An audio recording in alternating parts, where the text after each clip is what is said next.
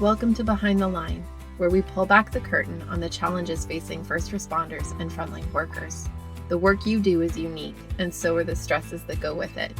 Join me as we tackle key issues to reduce risks for burnout, and as we work to support you in doing the job you love without sacrificing being the kind of person you want to be. Hey there, and welcome back to Behind the Line. I'm your host, Lindsay Foss. For those new to this show, I'm a clinical counselor specializing in trauma therapy. After years of working alongside first responders and frontline workers as a trauma therapist, as well as being a friend to more nurses than I can count, seriously, they're everywhere, I became passionate about supporting wellness as an advocate and educator for first responders and frontline workers. My mission to support those on the front lines really emerged from seeing over and over again the amazing hearts that enter the work, people who want to make a difference, help their communities, affect change, only to be chewed up and spit back out by systems that fail to support the helpers and heroes. I got tired of sitting back and watching it happen over and over again. Clients coming to me after they had been through the ringer for years, sometimes decades.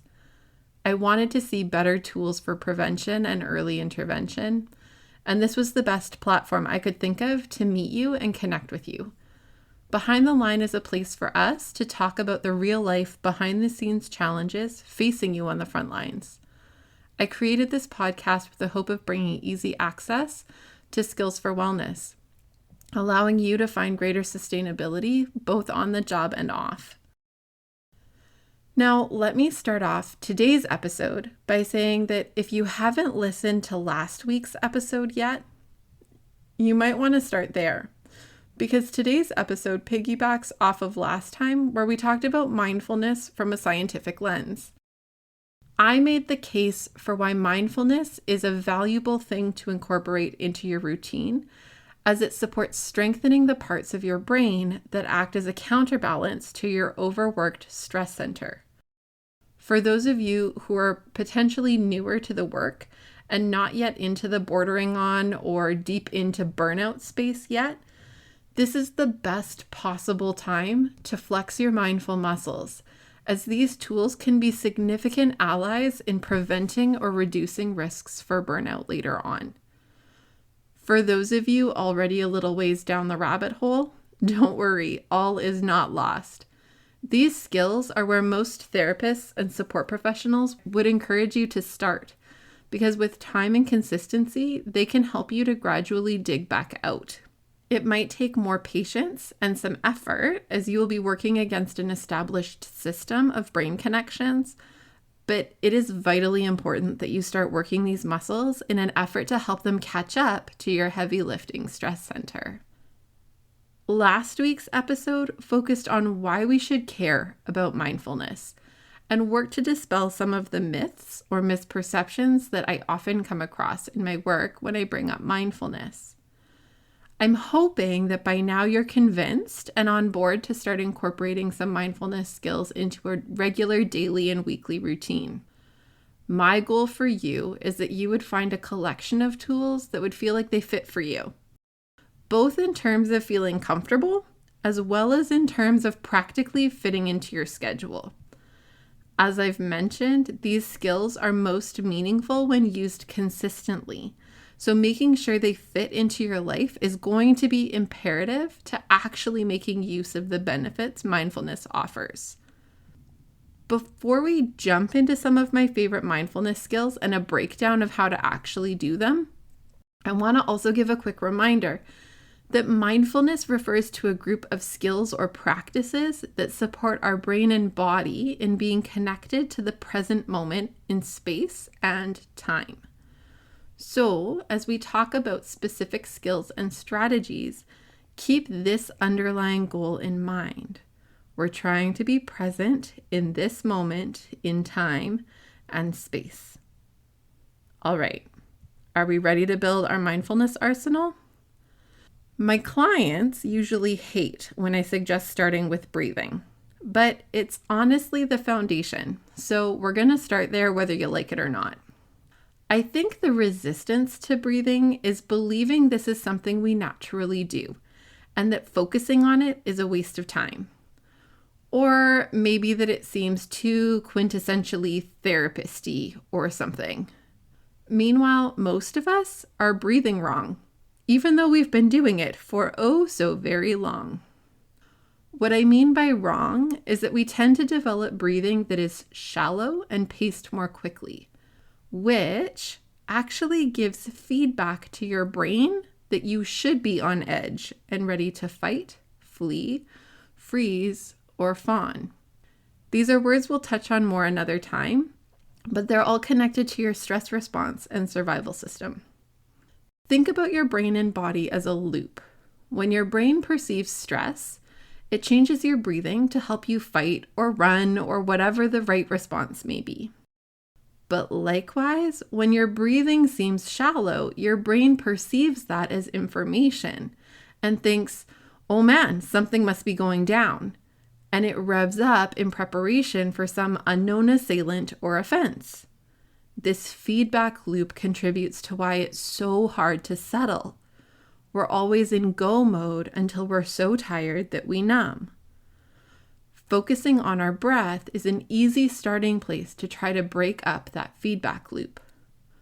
When we calm our breathing, we allow our brain to get different information that says, cool, things are chill and sufficiently safe. Maybe I can take a beat here. Today, I'm going to teach you my 2 favorite breath-focused mindfulness tools. Both are going to require that you get familiar with your diaphragm. Now, your diaphragm is a muscle group that sits below your lungs and supports your breathing. When we're tense or stressed, our diaphragm permits quicker, shallower breaths, which is often referred to as chest breathing, which just means that you'll largely notice your chest rise and lower when you're breathing. Meanwhile, we want to aim for relaxed, slow, and long breaths called diaphragmatic breathing, where you'll actually be able to notice your stomach expand and contract, indicating a fuller, deeper breath. An exercise you can do to help you get the hang of this is to lay on your back with one hand on your chest and one on your stomach.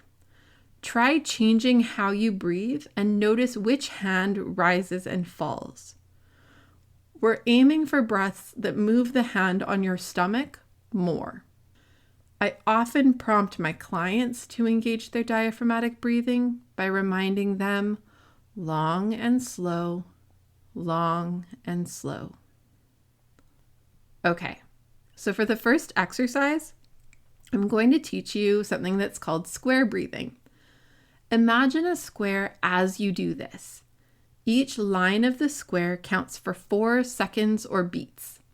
You're going to inhale for a count of 4, hold for a count of 4, exhale for a count of 4, and hold again for a count of 4.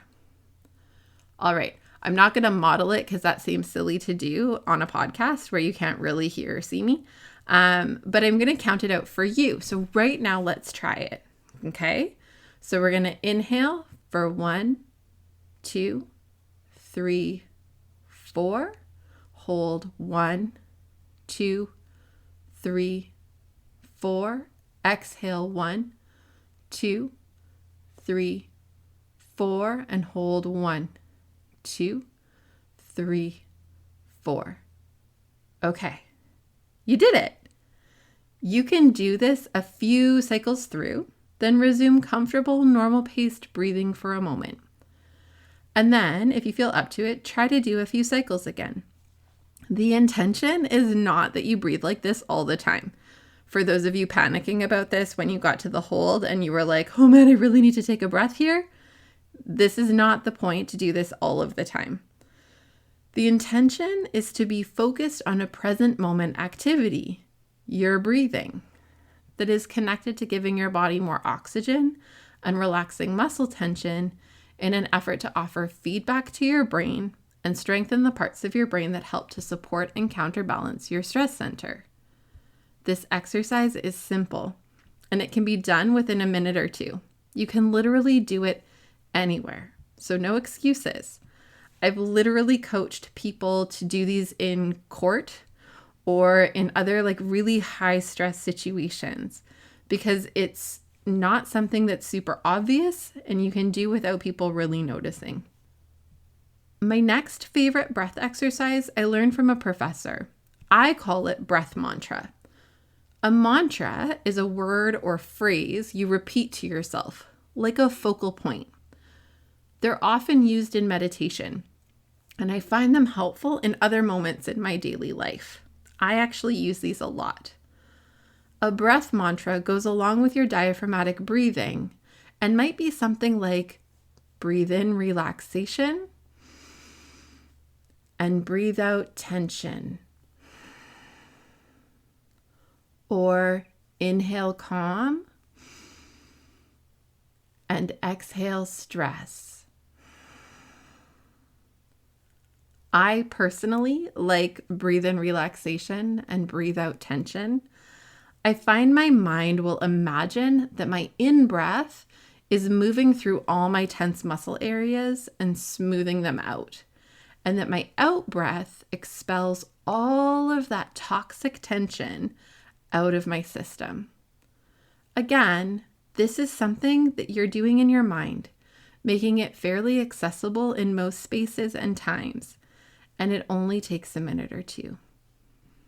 All right, that gives you a couple of breath-focused exercises to try out. Let's move on now to meditation. As I mentioned in last week's episode, some people seem to have discomfort around the idea of meditation. And if that's you, I would encourage you to listen back to last week's episode where I talk that through a bit. There are tons of places you can find really great guided meditation and meditation training programs. So I'm not going to spend a lot of time giving lengthy instructions or scripts. I am going to give you just a couple of short meditation ideas to prompt you to start, and I'm going to encourage you to take it and run with it from there. For those wanting to expand and grow in this area, there are also some really great apps that I'll link to in the show notes that I have heard really great reviews about from clients and friends who have used them. I have not tried any of them personally because I feel like I personally have a fairly strong repertoire of scripts for myself. But I've had several clients that have told me about the Calm app and the Balance app. And again, I'll link to those in the show notes. For now, I am going to give you 2 short meditations that you can start with and that I find I come back to in my own mindfulness practice time and time again. I really like things that are simple, straightforward, quick, and get the job done. So these ones are right up my alley. The first one is a mantra meditation. As I mentioned a minute ago, I use mantras in all kinds of areas of my life. There was a period of time when I was rehabbing a back injury a number of years ago, and I had to go to the gym daily. But to get to the gym from work, I had to drive directly past my house. It was this choice point moment every single day. Go home and take a nap or go to the gym. Go home and take a nap or go to the gym. I'd like to say I always made the right choice, but that would not be truthful. I did get more successful with getting to the gym when I came up with this mantra. Are you ready? When I want to do it the least is when I need to do it the most. Here it is again. When I want to do it the least is when I need to do it the most. This phrase would get me through the choice point because it reminded me that when the internal fight to go home was the strongest, it was a reflection of my avoidance and an affirmation of knowing what I really needed for myself, even though I didn't feel like it. The great thing about mantras is you choose them and you can change them. I like to sit in a quiet space or sometimes lay down, and I choose a word or phrase to focus on. It might be something like still or calm, or something more like, I choose to accept things as they are. I find it's easiest to meditate when I use a timer. It lets me sink into focusing on my mantra instead of checking my watch. So this is what a mantra-based meditation might look like, is setting a timer for 5 minutes, 10 minutes, if you really want to push your skills, 20 minutes, and just choosing a word or phrase to sit and focus on. You can find a focal point on the wall or close your eyes. You can sit, you can lie down. It doesn't really matter. The goal is just to be present and working at focusing on one piece right now. As thoughts come in and start to intrude, you can just notice them and circle back to your mantra. A different version of meditation is meditating on an image. Find somewhere comfortable to sit or lay down. Close your eyes if you feel comfortable doing so, or allow your eyes to find a spot that feels neutral to look at. Let your mind create a picture. Imagine the details and work to immerse yourself in the place you're creating. This task draws on the parts of your brain that we want to work at strengthening and pulls us out of past and future by being fully engaged in an act of creating right now in the present moment. I like to imagine myself near a stream, hearing the sound of the trickling, bubbling water, seeing the water move over and around rocks, imagining the warmth of sunlight on my skin, the tickle of grass on my bare feet, the soft breeze in my hair. Isn't that a place you want to run away to right now? I know I do. When people first start meditating, they often struggle to block out other thoughts that intrude into the practice and pull you to the past or future. Thoughts like, I have to remember to pick up milk, or I can't believe that so-and-so is in the hospital. My encouragement to you is that this is normal, and your job is not to block these out. This is not a defining factor of your success or failure at meditating. Having these thoughts is not a measure of your success or failure at meditating.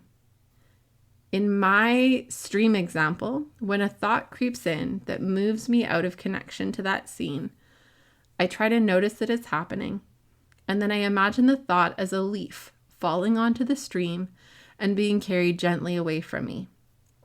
I don't have to cling to the thought or repel it. Just let it come and let it go. And I may need to do this repeatedly, which absolutely can feel frustrating sometimes. But honestly, it's also a really great workout for the part of your brain that is working to build connections between your stress center, the thoughts that are pouring in, and your executive functioning center, the part of you that's able to calm and regulate. So in the grand scheme of things, just consider this some extra reps in your brain workout. Now, I'm going to pause here for a moment to talk about something really important to consider in the midst of this type of activity, but to some extent, all of the activities we're talking about today.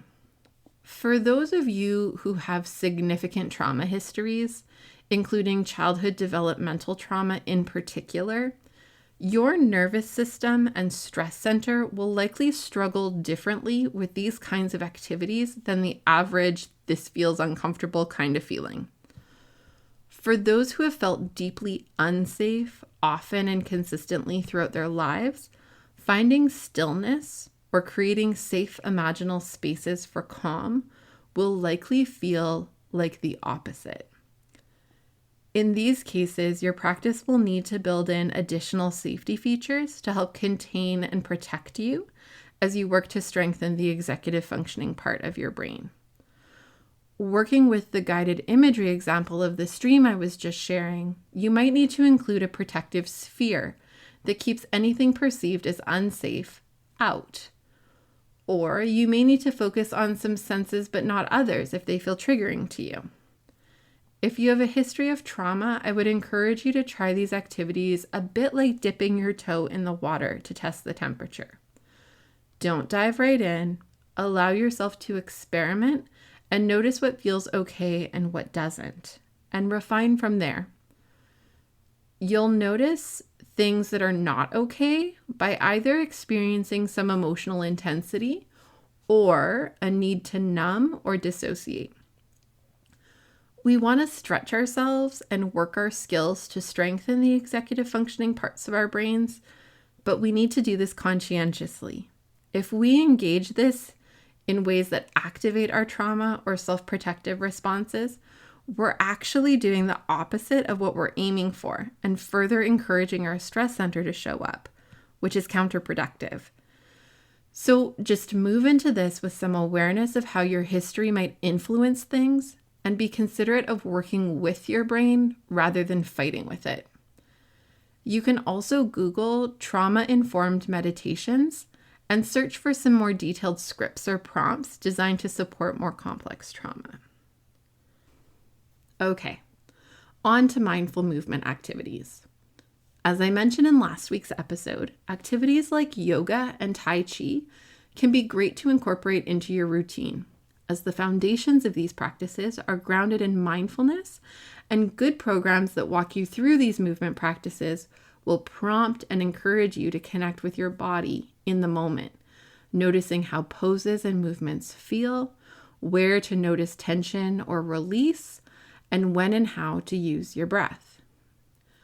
I mentioned last time that I have a history of being resistant to yoga, but I found an app in the last year that I use regularly and has made me fall in love with yoga. I'll post a link to it in the show notes, so check that out if you're looking for something to coach you through it. I love this specific program because it's really customizable in terms of fitness level, durations ranging from 5 minutes to 90 minutes, and a lot of other customizations you can play around with. And every time you use it, the practice is a little bit different, which helps people like me from getting bored. I also love that it's super reasonably priced. Meanwhile, aside from yoga, Tai Chi, and related types of structured movement practices, you can incorporate mindfulness with movement in so many ways. And I encourage you to make this really personal and experiment to find what fits best for you. Some of my favorite ways to incorporate mindfulness with movement includes mantra walks or stretches, choosing a word or phrase to focus on and repeating it every few steps or with every stretch. I also like to try pairing my breathing with my steps. In for 3, hold for 1, out for 3, hold for 1. It can also be things like bringing your awareness to what you're seeing, hearing, smelling, feeling around you while you walk, hike, bike, run, row, dance. When your thoughts start to drift to other places, just notice it. Smile at those sneaky thoughts for creeping back in, and gently reorient your awareness to the trees swaying in the breeze, or the feeling of your muscles flexing as you climb the hill, or the ease or strain of your breath as you move, or the sound of the wind or the birds or the music on your phone, the smell of flowers or the freshness of the air. The point is to encourage your brain to notice and make note of what's happening right here, right now, and to coax it back to this whenever it starts to go astray. The last group of activities I want to talk about are around attunement and awareness. In any moment, not just the dedicated meditative ones or the conscientiously movement-focused ones, but in the any old moment kinds of times, we can do some brain workouts to help strengthen our executive functioning that helps counterbalance our stress center. Brushing your teeth, cooking dinner, driving your car, washing your hands, sitting on the couch, they are all moments that invite mindfulness if you choose to make use of them. And as I've said, every time you choose it, you strengthen something just a little bit more, and it counts more than you might think. These activities involve noticing where your mind is thinking and guiding it to notice present moments instead. My preferred way of doing this is to use my 5 senses: what I see, hear, smell, touch, taste in the moment that I'm in. and it can help me to anchor to the present moment and strengthens the part of my brain that we've been talking about so much. Again, this can be done in just a couple of minutes and quietly in my own mind, making it totally accessible at pretty well any time. The key to these moments is noticing that your mind is going to past or present in order to choose to do something different than to allow it to continue strolling down whatever rabbit hole it seems to be pursuing. To some extent, the awareness that we're not present is the hardest part of getting into a mindfulness practice. We don't know how not present we are most of the time, and it will take some practice to get in the habit of noticing and, without judgment, working at moving your brain to a more present stance. Consistency is key in most learning. The more we do it, the quicker our brain learns and wires new connections that help it continue down this new path. Be patient and keep trying.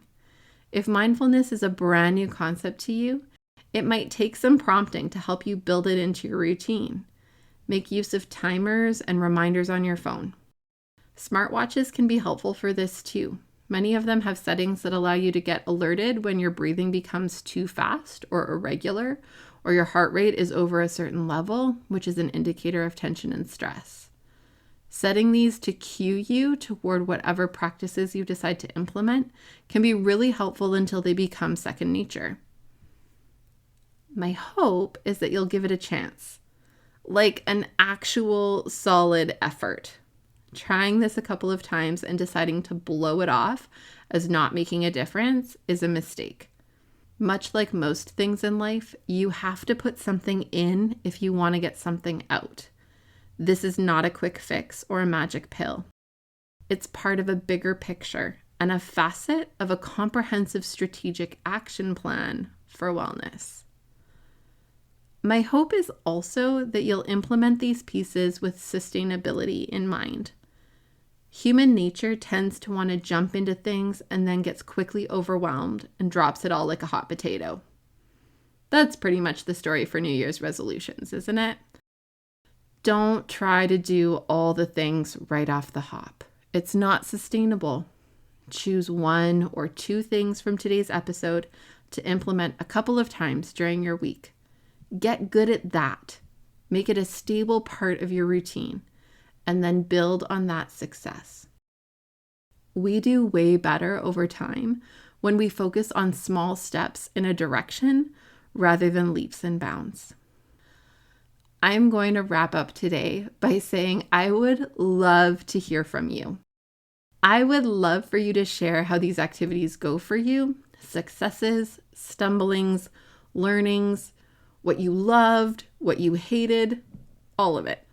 You can always connect with me by email or on social media. The links to contact me are always in the show notes. I also hope that you'll tell others about this resource and that you'll join me on my mission to bring accessible wellness resources to frontline workers everywhere. Thank you for spending your time with me, and until next time, stay safe.